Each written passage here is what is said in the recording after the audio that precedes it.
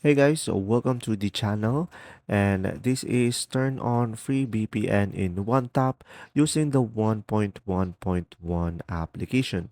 So make sure to download this application. It will be available on the Google Play Store, and of course, just simply open it up. And now from here, just simply go ahead and tap on Next. And from here, just simply accept on the privacy policy and terms of service, and now just simply tap on install VPN profile and tap on OK. And from here, just simply turn this on. And now it will update.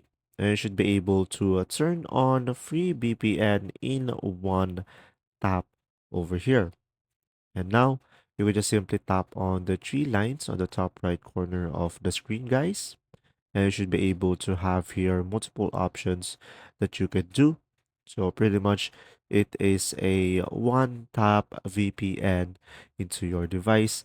And if you want to upgrade for a better internet, you could just simply go for the Warp Plus, which you could just simply refer a friend to have a 1 GB plus free, or you could go for $4.99 a month for unlimited usage of the application.